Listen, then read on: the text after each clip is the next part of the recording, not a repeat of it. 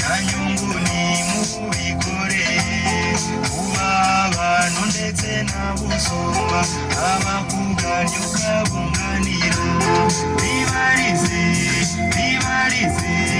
ubitagombe amashuri ibinagomba amafaranga ibinasuzuguza ubigize bibarize bibananiza iki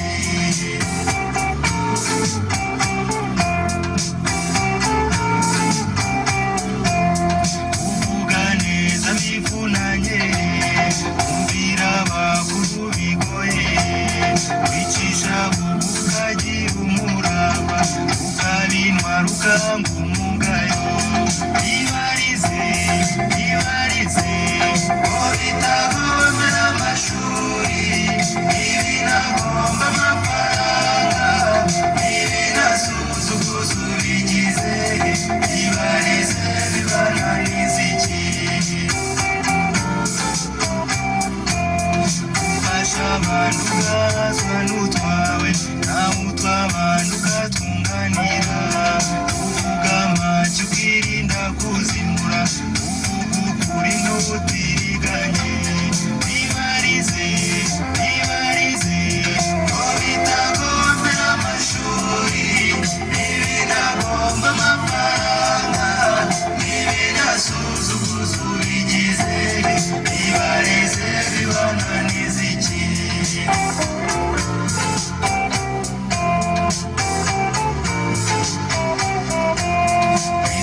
imanuka umushishozi ururi intangarugero ishema ryawe ukaribona neza inzira nziza ugashyira mu gaciro ibarize ko bitagomba n'amashuri ibinagomba amafaranga ibinasuzuguza ubigize ibarize bibananiza iki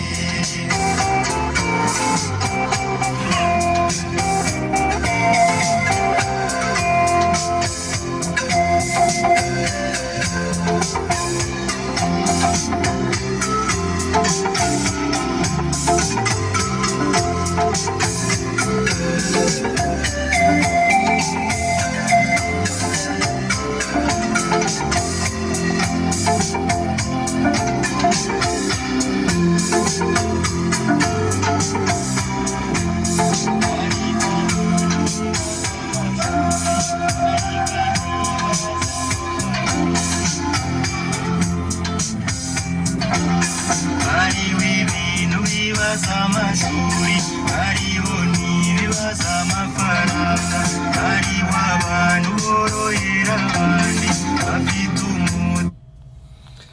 umuti mukomere cyane baramukije n'umukunzi wa nyuma ko ndagira ngo tuganire nubwo hari ibyagoranye ariko turaganira. Mutama byumvora ati hariho ibintu bibaza amashuri hariho nibaza amafaranga hari bitabaza amashuri n'ibitabaza amafaranga ibi turimo rwose bibaza amafaranga bibaza n'amashuri atari bya bishuri byinshi ibyo turimo byo ufite amafaranga gusa hatari mu bwo bumenyi ntibyakunda harakenewe ubumenyi harakenewe amafaranga ibi bintu rero byombi niba uzi ko bitagomba kugendera muri uru rugamba waba uri kubeshya. Ndabaramukije mwese rero aho muri kandi muri rya sengesho nyine ati Mana Nyagasani wahoze mu ijuru wahoranye na shitani aho ngaho mu ijuru ukabikaburira hano mu isi yaje kubyara kana k'agashitani FPR turugose imbaraga zo mu isengesho ngo dutsinde shitani se kibi utize n'imbaraga kandi n'amafaranga n'amasasu byo gutsinda ako gashitani gato FPR tubisabye twizeye ko ugomba kubiduhereza amina binyuje mu matagatifu bacu Kizito Mihigo Nyamihirwa Karasira Idamange ba Mushayidi ba Christophe ba Tonese ba Cyuma n'abandi benshi cyane baharaniye ibyo bintu ndetse benshi bakaba barabizize. Ndumva rero iryo sengesho murishyire ku muzirikanye ku mutima wanyu no mu bitekerezo byanyu. nuko rero mu kiganiro nababwiye ko ngomba kugira icyo mvuze ku rundi ruhande tumaze kuva kuri Jean Paul. Hari abari kuvuga ngo yarananiranye, okay, niko mubyumva niko mubibona. Ikiganiro cyise ngo turamunanije, cyangwa asanze ibyo yariteze siko yabibonye, cyangwa arananiranye. Caguwa ni yanyu, murihangana kuko ntabwo ndakira amasaha 12 yewe ntabwo naba nkize, ariko kandi ndakomeza ndugofere. Nuko rero ku kintu kijyanye na guverinoma, ku kijyanye n'uruhande rusigaye, jewe ndabona nta n'ikibazo gihari ko mu kiganiro narindi mu kiganiro kwikamba, ntabwo narindi mu kiganiro. Iyo mvuze ngo narindi mu kiganiro mba mvuze ko nakurikiranye ikiganiro, nta ngorane zihari. Ariko hari ibintu bibaza amashuri, hari n'ibibaza amafaranga. Ntabwo ariko ko bibaza diplomasi gusa. Muri ya diplomasi urumva ko harimo ubwenge n'amafaranga. Mbere yuko ugomba kujya mu ishyaka iryo ryo ryose, mbere yuko ugomba kujya mu twa politiki wari wo wose, ukavuga ati genda impirimbanye, ikintu cya mbere ugomba kubanza kureba ni konti yawe. Hasasa mu rugamba rw'abanyarwanda, banze be kuri konti. Niba umeze nka Mako muvandimwe, bushaka izindi nzira, ibyo ndabigeraho. Kuba umeze nka Mako nivuze ko utagira icyo uterera, ariko ntiwiri kuvuga ngo ugiye ngo muri ya myanya, ngo ugiye mu biki, bizagusaba uko bipodora, uko baprotokora, uko bagira gute, uko bicara, uko barya, uko banywa, uko baramukanya, uko bavuga vuzave. Ibyo byose utegerezwa kuba ufite mu mutwe wawe. Utabifite, ushatse wakwiyambara inshabari nka Mako. Ibyo bintu nzajya mbibabwira. Nuko rero igihe kiragera, umupatiri Nahimana Thomas w'iwacu ati oya, jewe ndabona ibintu biragoye, sinaguma muri aya makanzu n'izingutiya, reka mbishyire hasi mbyambure, ubundi jewe mparanire uburenganzira bw'abanyarwanda. Ikintu cyambere ugomba kwibaza mu buzima, iyo umuntu agiye guharanira uburenganzira bw'abandi, ubwo nibwo buba buri imbere. Niba wikunda nk'ukunda mugenzi wawe. Nuko rero umupatiri aravuga ati jewe mpereye kuri ro profeti. Niba utarasomye ro profete ntunsubize inyuma, aho niho yamamariye, niho yamenyekaniye. Ro profete harimo ngo bandigoka ibikintu iki mwarabisomye, agatsiko k'abanyamurengwe biki. Nuko bivaho hajyaho ikindi kintu bita ishema party. Ishema nuko ishema riraho, ishema rifata urugendo. Ko mbere ko bafata urugendo hari ahandi hantu bacaga ku maradiyo kwitahuka, ku yandi maradiyo ntumbaze.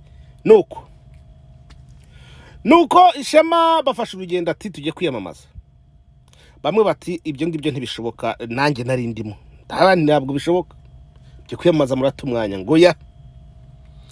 Nuko indege iraguruka, indege ifatira amafiri muri Kenya kubera ko indege yaragize ikibazo cya tekinike. Nuko indege habu yindi ndege nyine igomba kugira gute, nta ndege nimwe pe yashoboraga kubatwara ngo bageze i Kigali. Mu rugendo marabwibuka nako kana kukuruyo karaye muri airport, bose bashasite gahunda n'abandi byose mbisubiramo utaruhari, yishyure ku makuru. Nuko ibintu biragiye, ibintu birazurungutanye, abantu baragarutse. Wari perezida w'ishema Padiri Nahimana ati jewe rero iby'amashyaka wapi bivuyemo. Iby'amashyaka bitera umugongo. Nuko ishema batorundi muntu ati jewe ngiye mu kintu bita guverinoma cyarukokoma cyarukusanya. Nuko guverinoma irabaye. Guverinoma ibaye, impunzi abanyarwanda nanjye nimati turasakiwe dore ibintu dore byiza. Nuko rero iyo guverinoma mu ngendo zayo yazengurutse isi yose bimenyekanisha igihe kiza kugera rero bagira muri Texas no nababonye baje kuri Ted Cruz. Okay, ndabyibuka ko igihe gihe nafatiye sanction nka zazindi bafatiye Saddam Hussein muri RNC ngo nta kuntu nagira egiye muri sanction zo muracyazifata pe. Ibihano by'ibintu ngo ni bya sanction numbaze. Nuko urumva nyine bya kibazo mvuga cy'amashyaka.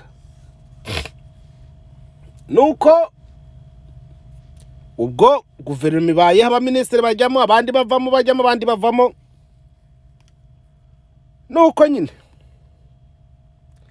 igera cyaje kugera guverinoma noneho igira imbaraga mu byago bya corona. Kizita amaze gupfa havuga ikintu bita umutaripfana ariko arahaguruka aravuga abajwe n'upfu rwa Kizito. Nanjye icyo gihe naravuze n'abandi mugiye korora ibyihebe. Ubwo nuko bantu nta bari bafite ibyo bakora muri corona bazinduka amasaha 5 ku mashene atandukanye. Ibyo mwarabibonye. Bamwe babaga baje kota intuza ubwoba, baje kota umuriro bavana mu ubwoba, bamwe biteguye gupfa abandi biteguye. Nuko isi nijuru muri ibyo byago byose rero yo yakomeje gutera intambwe. Haza kuzamo abandi bantu ba Jean Paul Ntagara ba Karenzi uko byazurungutanye se bisubiramo aho bari bavuye. Byose bisubiramo nanjye sinjya ngo byagenze uko. Nuko turakomeje urugendo. Ariko urugendo tugahura n'inzitane ziki. Hariho ibintu bibaza amashuri, hariho n'ibibaza amafaranga. Ibibazo byose mubona muri guverinoma nta kibazo ifite na kimwe. Guverinoma ifite ikibazo cya budget. Harya budget ubwo babyita gute? Ingengo y'imari. Iki kibazo ntabwo ari abanyamuryango, ni ikibazo cya societe nyarwanda twese. Kikaba ikibazo cy'abanyepolitike babandi bashaka kuba sigara no hanze bafite utundi tuntu bahugiyemo gusa. Tubibutsa ko bari ba prefet, bari ba sous-prefet, bari ba bourgmestre, bari ba conseiller, bari ba ministre, bari ba secrétaire général mu bintu nk'ibyo kwa njya numva mubivuga. Nuko rero ikibazo gikomeza kuba uko nguko. Wihugikanye batanu ati ubwo ndi perezida wakagashyira hamwe, ati ndi perezida wahangaha, jewe mparana uburenganzira bwa muntu. Ubwo abantu bari gupfa bari gushira, inkotanyi zirabakona buri munsi. Abo zimena indi byara, abo zigira gute, abo zica amaguru, abo badugari babaga ku muyumba bagakura mu impyiko banda na banda po. Diplomasi gakomeza.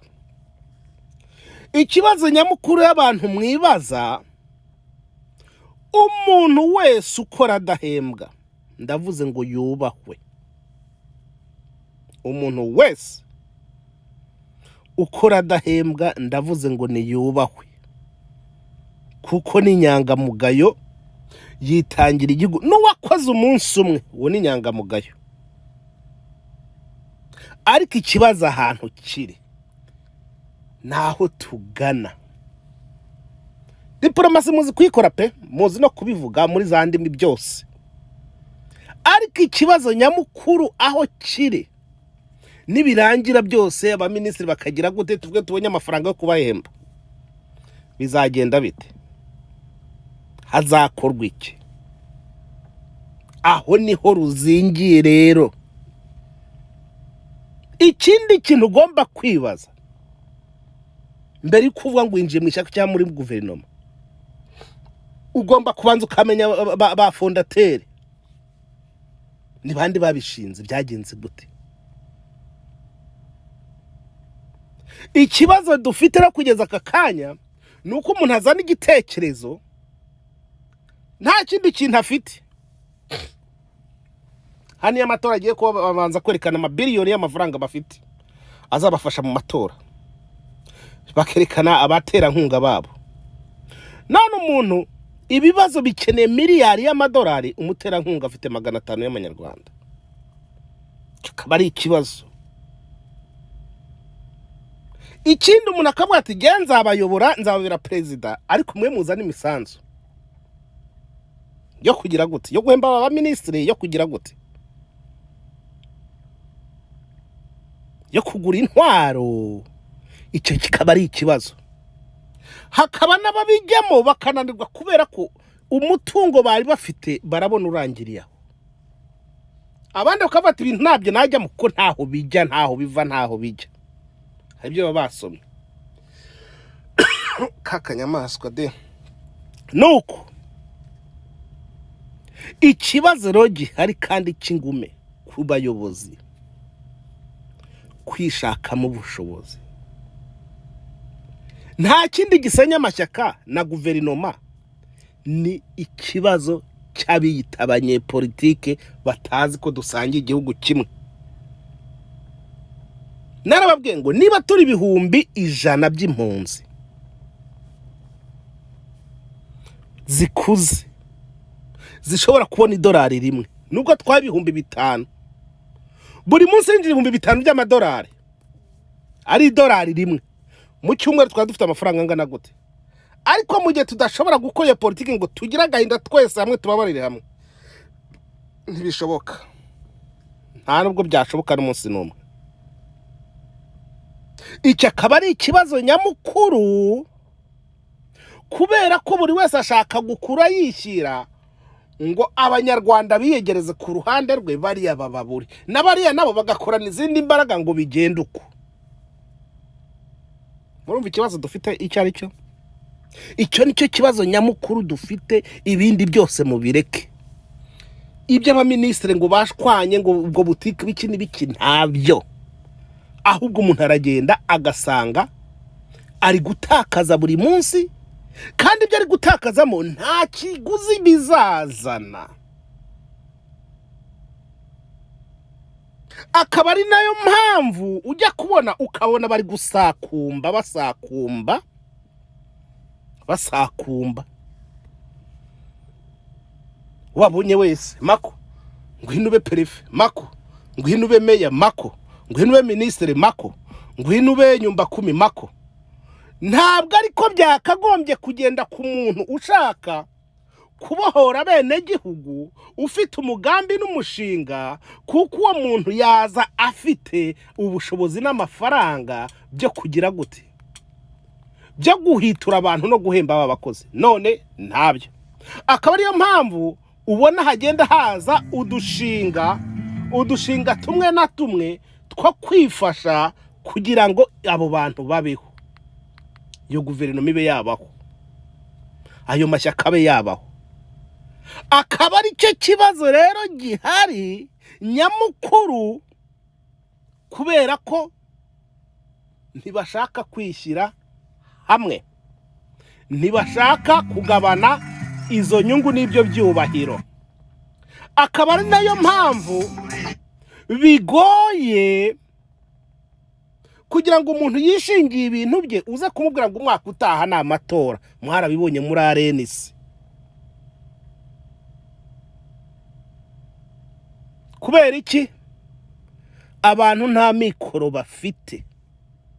Imibare iri muri babandi bashobora kuba bakumva, wamara kumva ati waje mu ishyaka, waje mu mugambwe, no gutanga umusanzu wo kugira gute.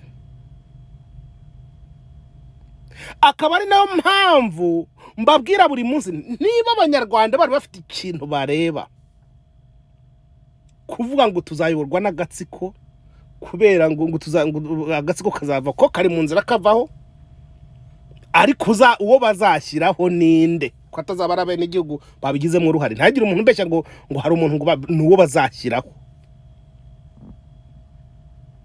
Ninde rero?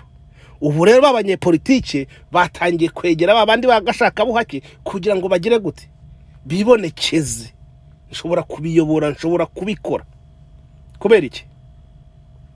Abanyepolitike biwacu hafi ya bose ni imitungo bashaka kwigwizaho, nta kindi. Iki rero akaba ari ikibazo nyamukuru, mbabwira ngo nimubanze muhige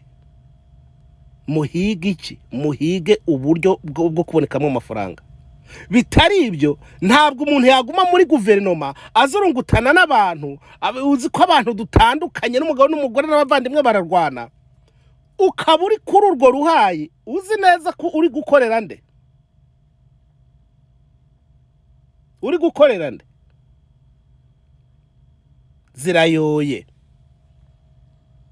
Ubwo rero abibaza ikibazo kindi abavuga ngo gukuramo ngo abaminisitiri bagenda ku ikibazo si ukongeramo abandi, ahubwo ikibazo kubera iki bagenda niki cyakorwa ngo bagaruke, naho abaza bo baze babaza ikofi. Ejo turara twumva umuntu ashatse impamvu ngo minisitiri mako yantutse, ngo minisitiri mako yagize uko cyangwa ugashaka urwitwararutso cyangwa urwiyeretso ukeka ko abandi hari ibindi bintu bari gukuramo byinshi cyane ugira ngo nawe ufate uwo mwanya. Siko biri, siko bimeze. Ugomba kuza hano witeguye gutakaza umwanya wawe, witeguye gutakaza amafaranga yawe, witeguye gutakaza inshuti n'imiryango. Ibyo byose rero iyo biri kuba nta na kimwe utanabihemberwa, biroroshye kugamburuzwa. Ndumva rero ntagiye kujya kure cyane, nubwo nagize akabazo kajyanye na tekinike, ariko ndakomeza ngerageze kubahereza ibiganiro. Hari akavideo nari nabashyiriyeho, nari niyambitse igisasu nkigashyiraho YouTube irakareba itirafunga iti nanko biturushye, ariko n'uburetse tuzabonana amasheni simwe se ebyiri tuzabonana, mwe ntimugire ikibazo. Ibitekerezo byanjye naho bihagaze, naho biri, naho guverinoma kuba mwavuga hari abari kuvuga ngo mako ngo guverinoma ngo irasenyutse. Isenywe nyine namwe kubera ko mudatanga amafaranga. Jean Paul Ntagara nta guverinoma yasenye, Mwemayire nta guverinoma yasenye, Minisitiri runaka nta guverinoma yasenye, Madamu nta guverinoma yasenye, ariko iri wazi mu mufuka nta kintu kirimo yaba yasenyutse. Ikibazo rero dufite ni iki, ni iyihe ntumbero izakorwa n'abandi? Ese ushaka kukuyobora yakweretse umutaha afite? None ko umutaha afite ari wowe nawe kandi ukaba nta kintu uri gukora, mubireke rero, mureke ibyo mubona mukomeze mubibone. Niba udashobora kwiyumvisha $1 rimwe rya buri munsi, ubwo nawe nyine urumva ko nawe wibereye mu manegeka. Ndumva rero ntajya kure cyane, reka ndangiza aka karimbo kabyumva uhore no sinkarangiza ko ni karekare, ubundi kiri agace gatoya, ubundi mbasezereho. Ubwo ufite ikibazo anyandikire umbwire uko ubyumva.